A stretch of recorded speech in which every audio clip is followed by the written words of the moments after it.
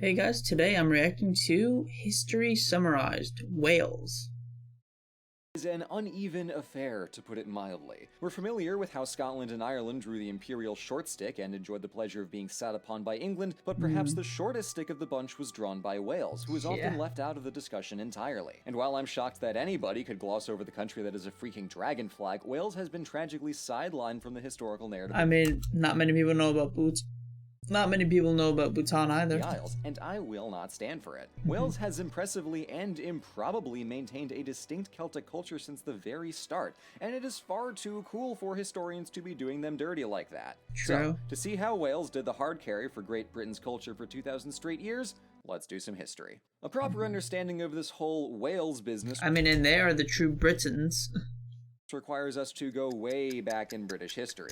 No, too far. Yeah, there we go. See, Celtic culture in Britain is the foundation of what will eventually become Wales, but these guys aren't the easiest to get a handle on. The Celtic, or Gallic people stretched out from Central Europe towards Gaul, Iberia, and the British Isles, but also Yeah, and Turkey too, it's cool. Galatia, Gaul.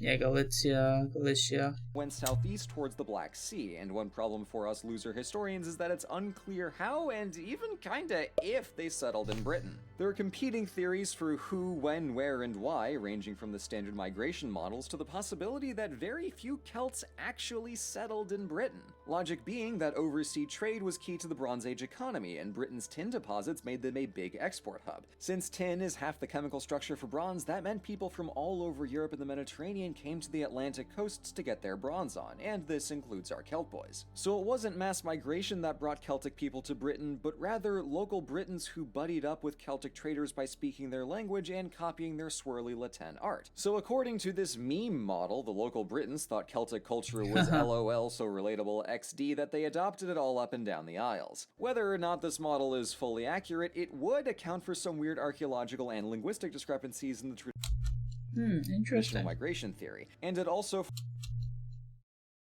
foreshadows the prestige placed on bards and literary prowess by later Celtic cultures. Because it's equal parts cool as all hell and literary prowess. One notable quirk with the standard migration model is the divergence between Brittonic and Irish branches of the Gaelic language family. Irish Gaelic appears to be older than Brittonic. I guess, like Welsh and such, which wouldn't make sense if Celts migrated through Britain first. Some double migration models try to reconcile this apparent contradiction. Interesting. By later Celtic cultures. Because it's equal parts cool as all hell and existentially horrifying that a culture can, basically by itself, take hold of an entire population by willing itself into existence. This would be our first indication that Wales has big eldritch energy. Other civilizations, however, would not follow this lead because the Romans found that culture was best delivered by spearpoint. While on their way to fill out their pan-imperial punch card and get their 10th new province free, Roman emperors in the mid-1st century campaigned into Britain. Most Roman settlements were in the south and east, where all the easy agriculture was, and although goods, coins, and Roman legions did make their way west, the cultural and linguistic impact on so-called Britannia Secunda was only slight. Perhaps the most transformative thing the Romans did in Wales was leave, because the post-Roman migrations from Central Europe into Britain totally upended the island's demographics. Frustratingly, it's nigh impossible to show this kind of thing clearly on a map, which is why turbulent centuries in history with slim documentation make blue a sad boy, but here's the gist. We know the Angles, Saxons, and Jutes from northern Europe arrived and displaced many of the Romano-Britons, but over in the west there was also an influx of Irish Celts coming in to settle. This age of migrations was much more overtly migratory than the Celtic arrival in Britain in the millennium before, though, again, the native Britons didn't really leave. After a few decades of raiding gave way to much more peaceable settlement, most Britons were happy to start speaking. It really should go without saying, but early medieval Britain was a fabulously diverse place, home to people from all over the Roman Empire and northern Europe. Angles and Saxons were one part of a larger picture, and the idea of some singular Anglo-Saxon identity is a complete fiction. That term is useless. Germanic and make friends with their new Saxon neighbors than to up and book it for the hills. Still, the end result was the confinement of native Celtic culture to the far west in Wales and Cornwall. And A bit unfortunate.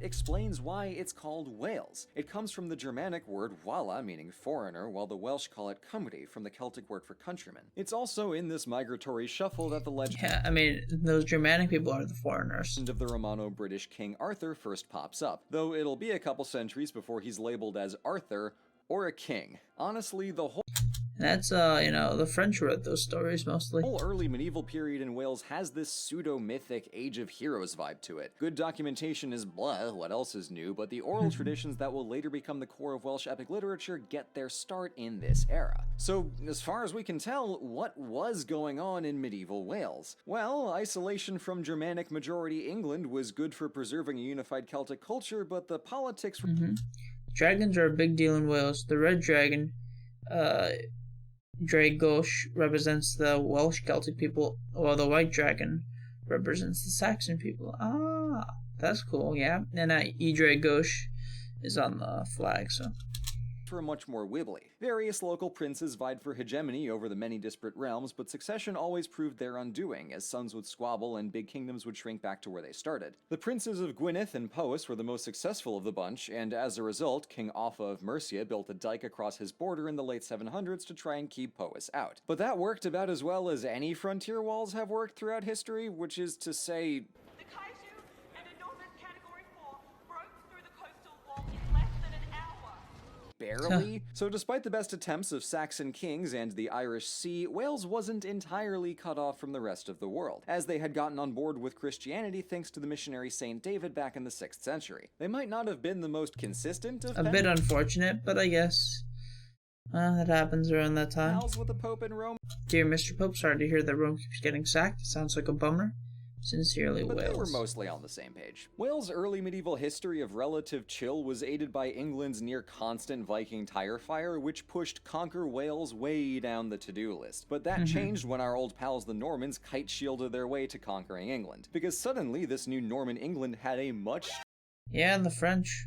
stronger army, and they proceeded to point it right at Wales. I mean, they were pretty cool, but they did kind of change the English language. Maybe not in the best of ways. Norman lords pushed into Wales along the northern and southern coasts Oh, and and made that- some, but not a lot of progress. Since Wales was made of small principalities, the Normans could play the Welsh off each other, but then all of their gains were only incremental. Not so easy as winning Hastings and calling it a day. While casual war was the standard for the next 200 years along the borderland marches, elements of Anglo-Norman and Welsh culture made their way across. The princes of Gwynedd, Powys, and Deheubarth picked up some Norman political structures, and England learned about Welsh longbows the hard way. Although Wales didn't form into a unified nation, they did The longbows, they come from Wales. get close a It's not really English longbows. couple times. Llewellyn Var fought off his family members to become Prince of Gwynedd and proceeded to bap all of his enemies out of the way so that he could assert his hegemony over Wales. He also tried to streamline the rules for royal succession so that every interregnum didn't immediately explode into a civil war. He then pushed eastward into the March and defeated King John of England so handily that his barons made him sign the Magna Carta to stop being such a royal knob. Llewellyn's military successes weren't quite matched by his grandson,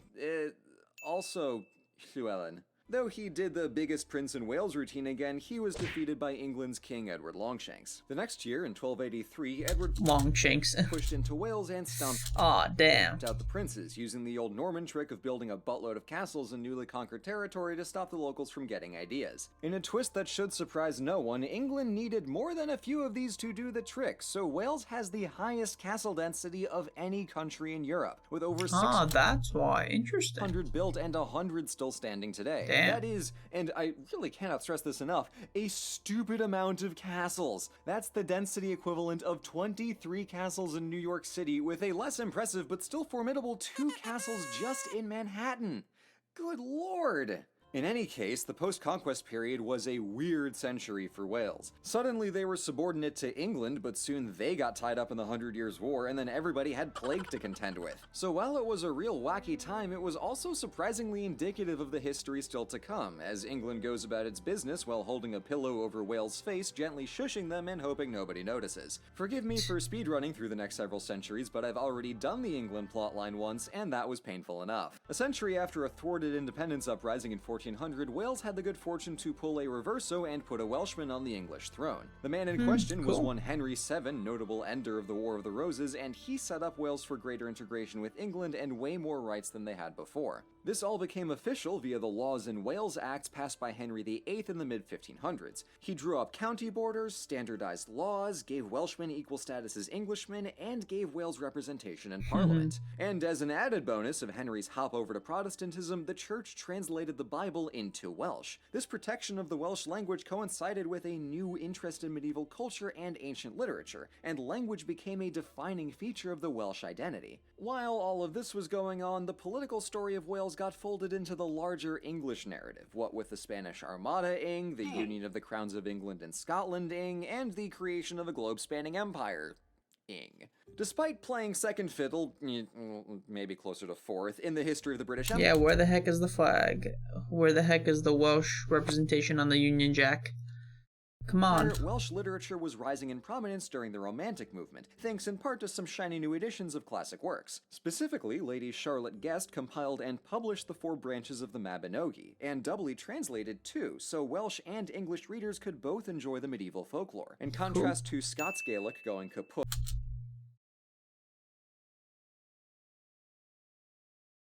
Yeah. I mean, there is a...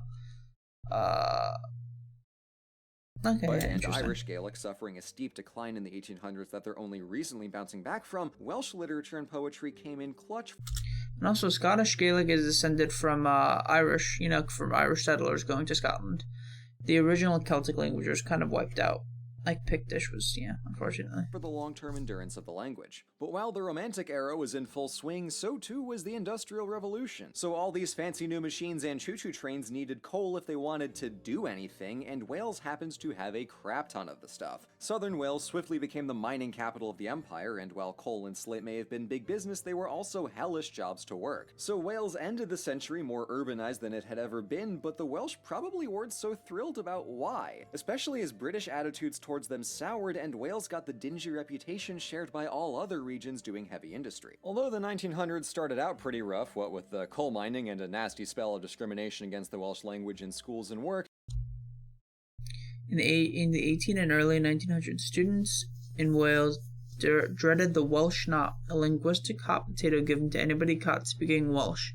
At the end of the day, whomever was unlucky enough to hold it was subject to corporal punishment. Linguistic prejudice was fierce during the Victorian/High Imperial era. Damn. And fuck those Englishmen. Damn. To hell with those Englishmen, with their, forcing the English language. Unfortunate.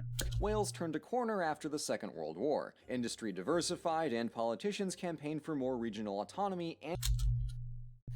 Welsh choirs are a time-honored tradition with roots in Protestant church choirs and hard experience in the coal mines. They are a beloved aspect of Welsh culture. Interesting. And protections for the language. The Welsh Language Acts of 1967 and 93 elevated Welsh to... But not many Welsh people, nowadays speak it, unfortunately. Well, compared to before, I guess. And I'm not even sure because I'm not Welsh, so I wouldn't know 100% either. On par with... But from what I've heard, it's not widely spoken. English, granting bilingual signage, the right to use Welsh in legal proceedings, and Welsh language broadcasting. So now a third of Wales can speak the native language. And in 1999, Wales, and also Scotland, but that's a different story, got its own national assembly, later promoted to Parliament. And that's Wales. Far too often sidelined in the history of the Isles, Wales has an enchanting historical vibe the other 3 countries lack. Maybe it's the ancient Celtic language and the dragon flag getting to me, but Wales feels older, like you can wander slightly too far off a hiking trail and stumble into Narnia. True. As anybody who knows Welsh can confirm, it just sounds like the language dragons would speak, and I know better than to disrespect the Dragon Lords. Thank you so much for watching. Kind of sounds like Sindarin from Lord of the Rings. Look into it, it's pretty cool. Anyway, enjoyed that video. Comment down below with your thoughts and recommendations for future videos. And if you enjoyed my reaction, please give this video a like and subscribe to the channel. Alright, that's about it. Thanks for watching.